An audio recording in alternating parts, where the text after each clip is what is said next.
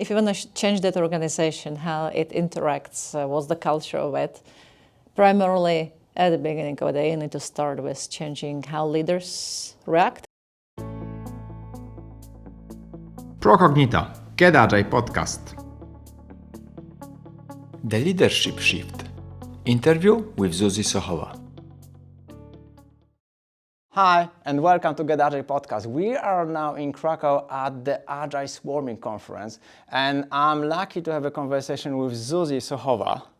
I did it correctly, the name, right? That's fine. Yes, thank you. I'm good with all pronunciation. All the version, okay. All the versions all of the it, version. yeah. So Zuzi, you will be keynote at the conference tomorrow, I believe.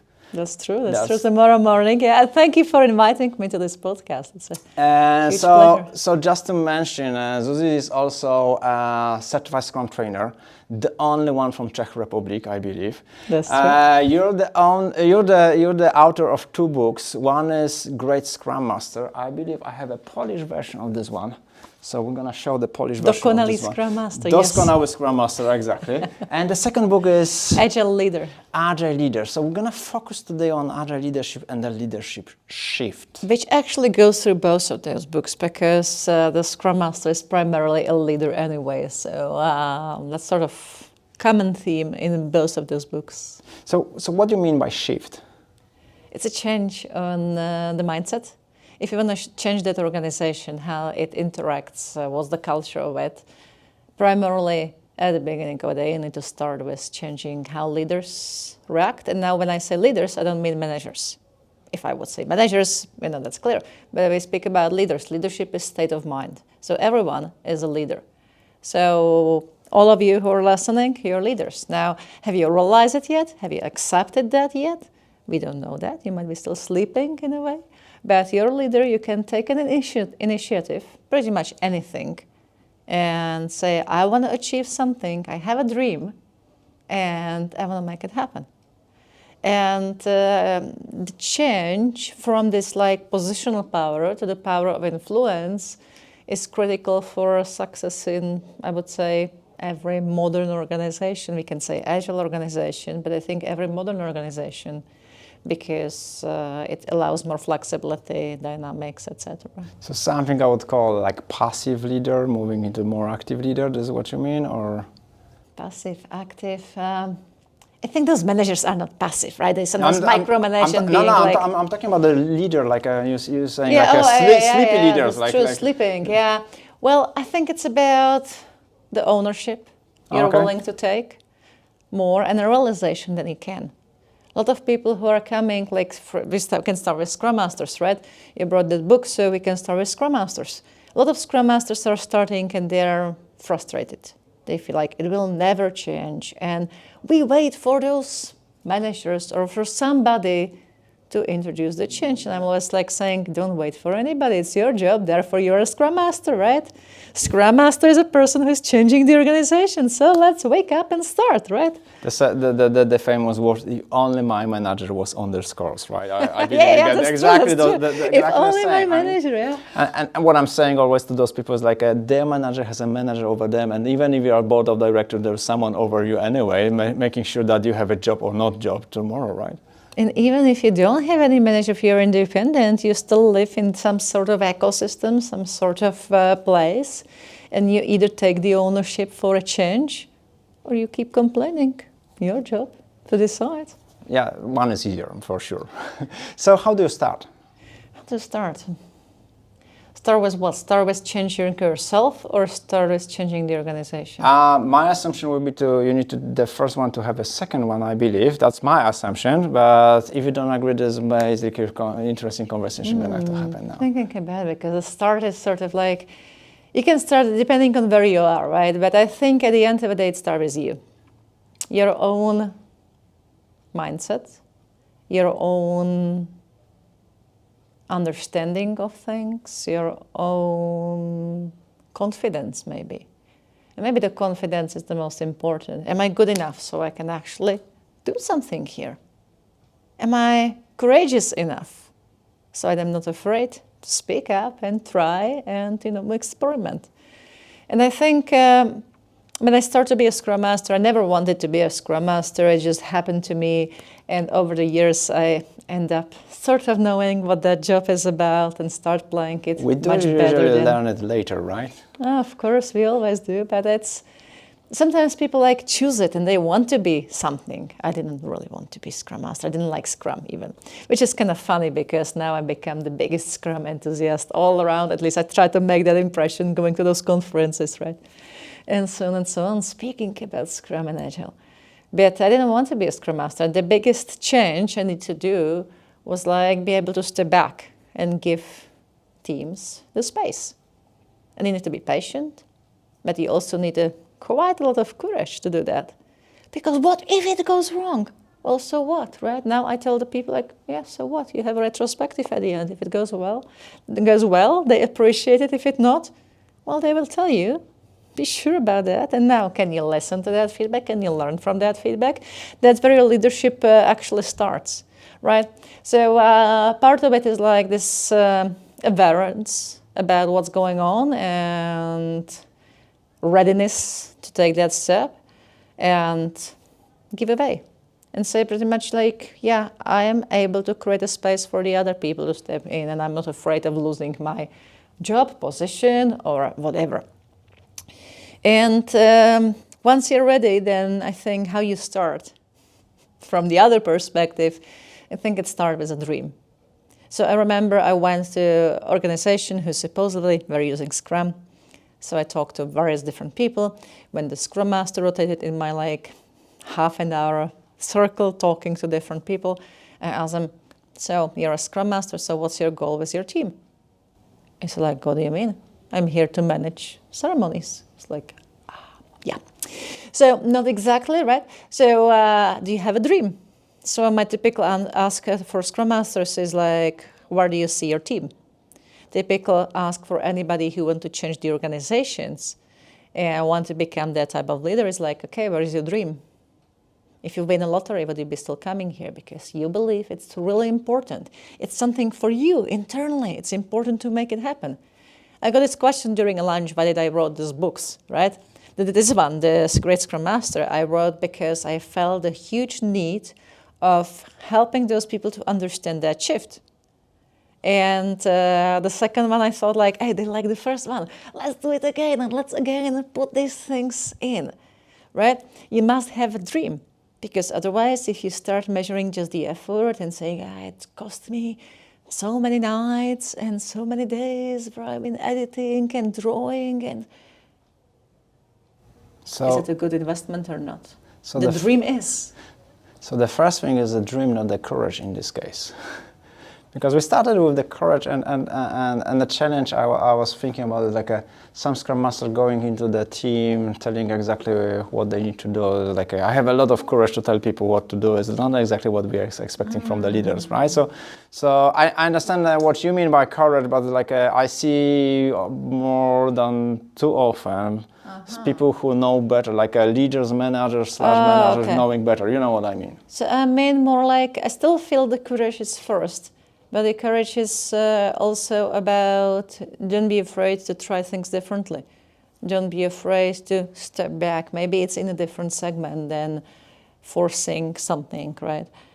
If you want to build some agile business agility in the organization, some agile organizations, agile cultures, it starts again with the courage to do things differently and challenge it.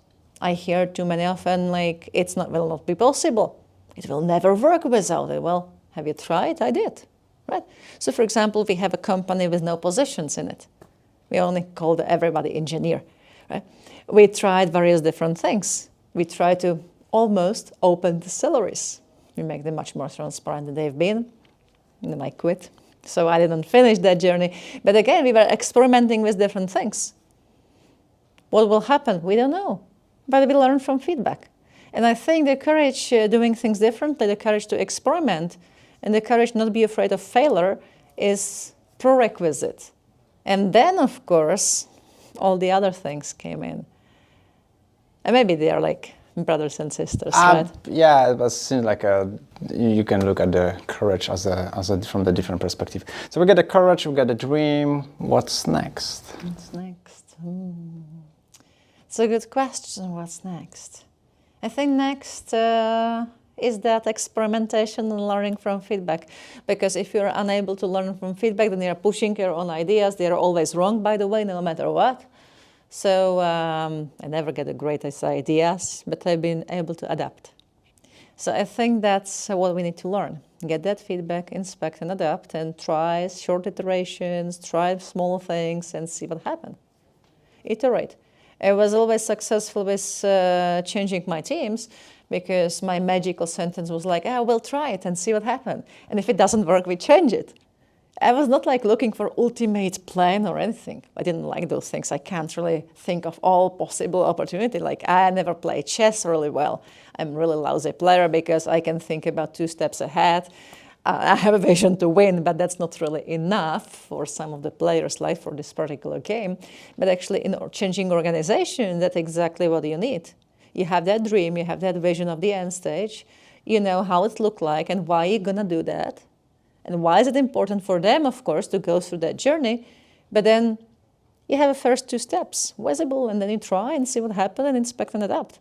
That's what we teach in every class, but it's so difficult to do in practice. Yeah, we need to plan from the very beginning to the moment we'll be transformed, right? Yeah, exactly. Create that plan and follow it and measure exact same thing. But if the measurement doesn't say we are progressing, we still keep measuring it and not changing it, forget it.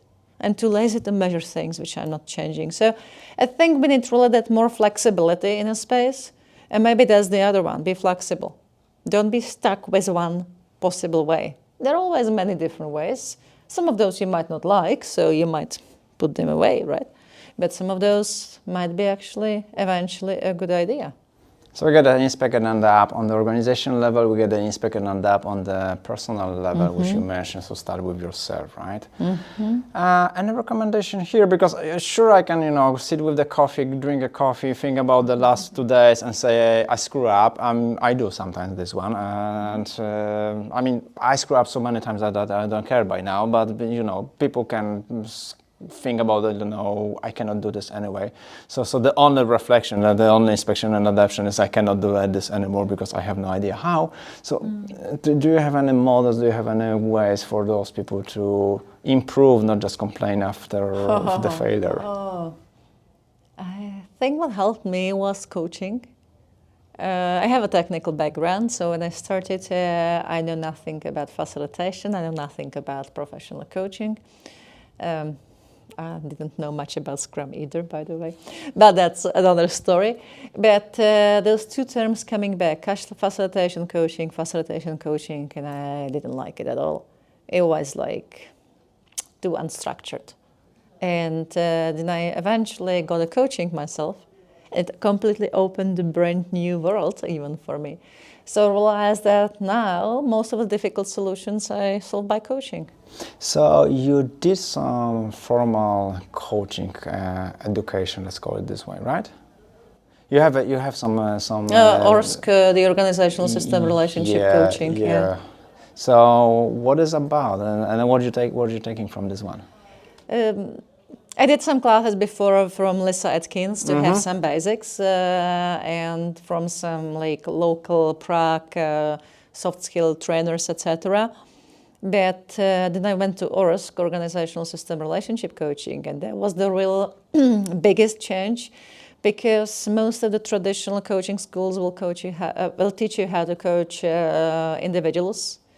ORSC is actually focusing on how to coach systems, how to coach teams, how to coach relationships, how to coach organizations eventually.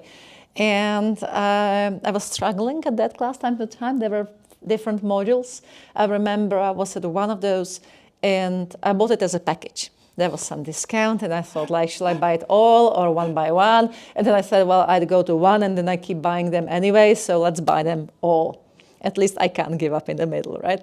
So I bought the whole package, and then somewhere in the middle was that class, which was like about the metaphors. And I still remember that frustration. I still remember how I was complaining when I was walking from that particular model. I will never, ever use it. It's completely useless in my business world. It will be impossible.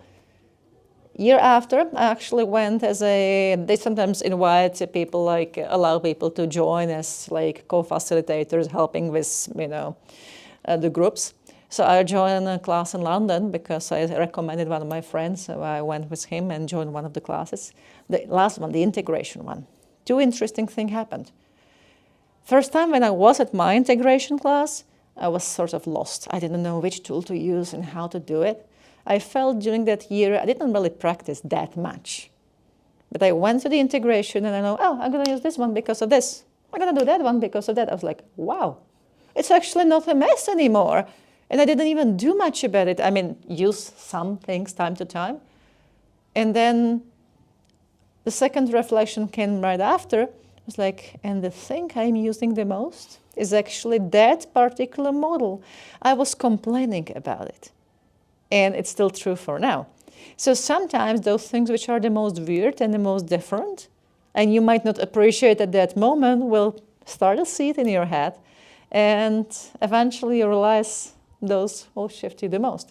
So I think the other thing is like be open to different thing, and the more different it is, maybe that's actually what you're missing the most. So the takeaways for our audience will be, first of all, as a Scrum Master, you need to know the technical stuff. You need to know Scrum, but not only Scrum.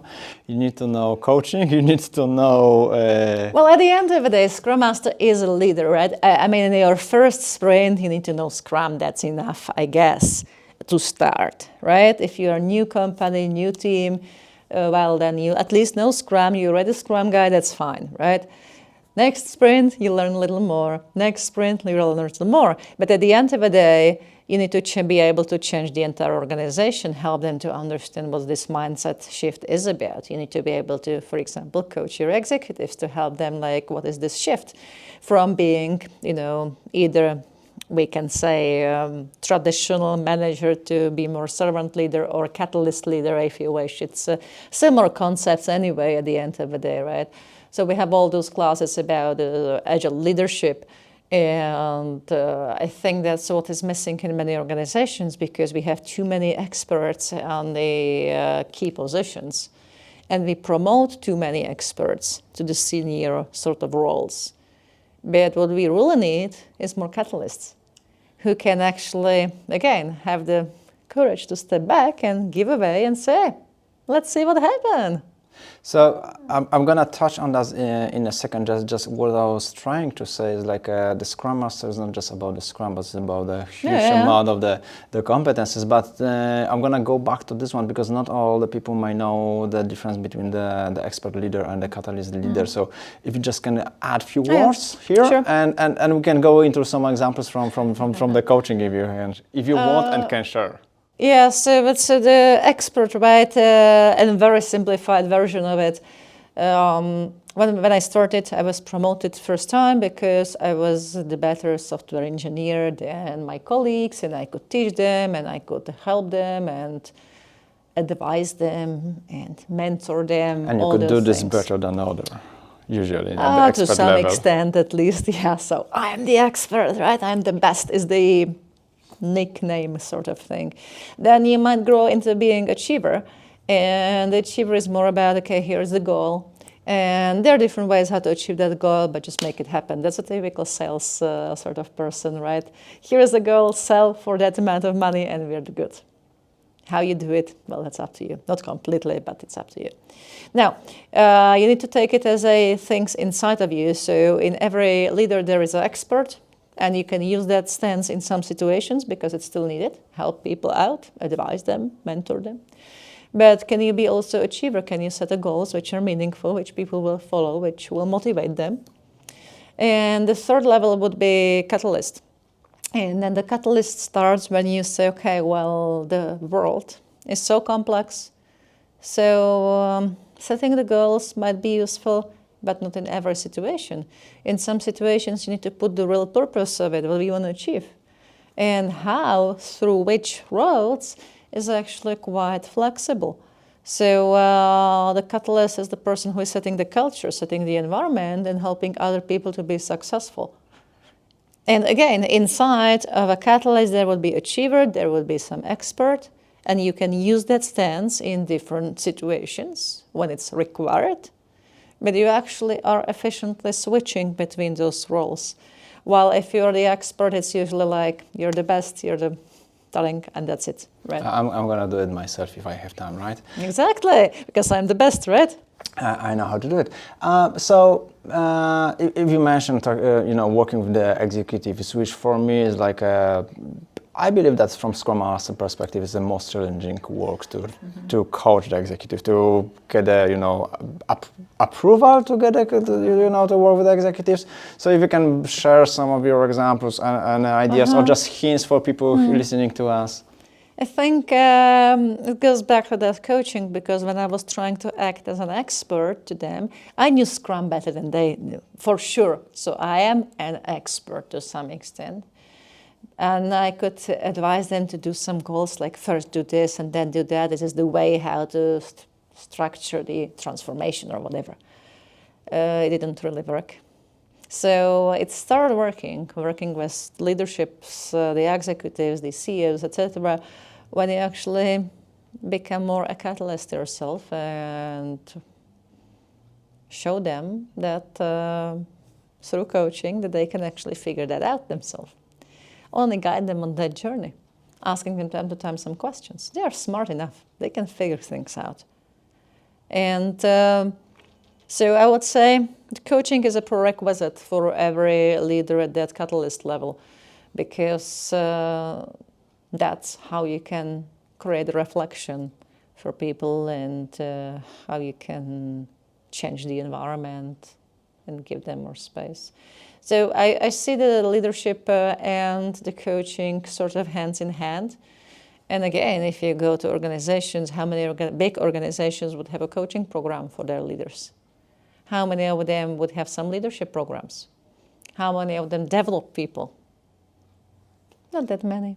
Not that many, and thinking about this, like the executives are not used to being coached or being developed. I would say there's like a some are, right, and those are usually very good, by the way. There are, but there is some expectation that they should know, they should be expert, right? So, exactly. So in many companies, they are not comfortable with being there, right? So this is the change. But what I'm hearing from you is what you're saying is don't come with the plan again, don't come with the solution for the transformations. Like just have those people via coaching, so they decide if they want to do it, and they need to figure that out.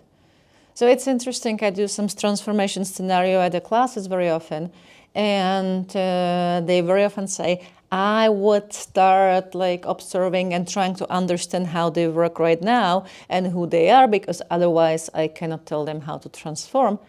And I don't think I need to know that. All I need to know is to facilitate and coach them well, and of course give them some usually good ideas, etc. But I usually ask them questions. Can that person say no? If you say he would be a good candidate for a product owner, can he say no? No, never. Okay, maybe not a good candidate. Do you have somebody who would be able to say no and still understand the business? Right, so you ask questions, and through those questions you sort of guide them.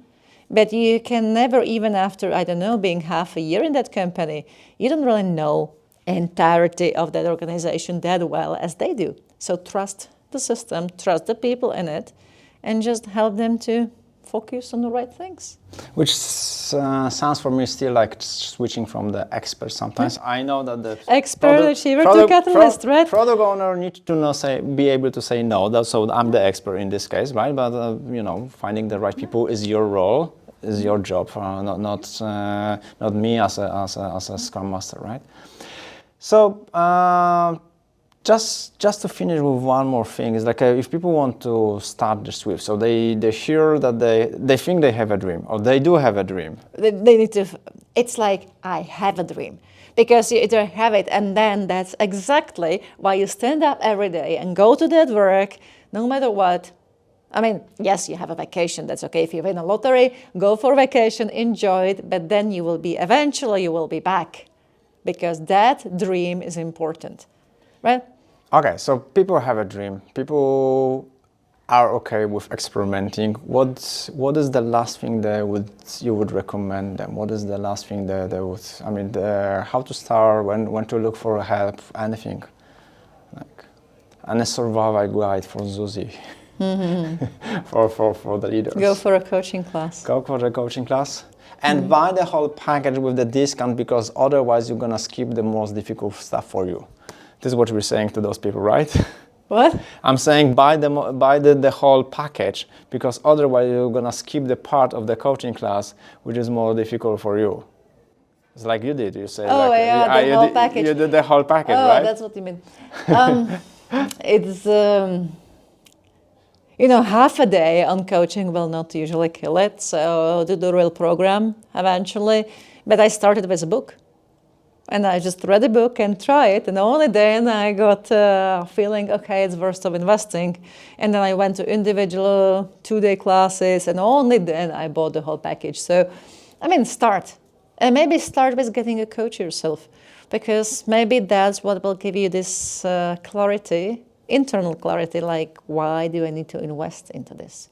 I would never be able to do it without my own experience, which helped me through coaching. So I think that's the most undervalued. And maybe I have one more. Get the internal quietness and readiness to step back and don't interfere. Give the other people space. And that was the most difficult. It happened much later than, through coaching, I think I learned that a little bit, because I built a trust that I'm not the best one. They can actually come up with better ideas than I can. You need to experience it. But once you can experience that, you sort of believe in it internally as well, and be ready to be surprised, then you are ready to step back. So really you need to step back, it's not about you. And if you can make that shift internally in your mind and you feel good about it because you only hold the space and help them to be successful, but you're not who make them successful, well then you're ready to be a leader in an Agile organization, and you're ready to grow those Agile organizations because you realize it's not about you, it's about them. Thanks. We're gonna put the links to books into the description of this video, so you can reach for them, and you can buy them probably online somewhere. Amazon most likely. Amazon is going anywhere, even to Amazon, right? And thank you for inviting me. And thank you for joining us. Thanks once again. And if you like the conversation, please subscribe us, because more videos are coming soon. Thank you. Thank you. To learn more, visit procognita.com/getagile.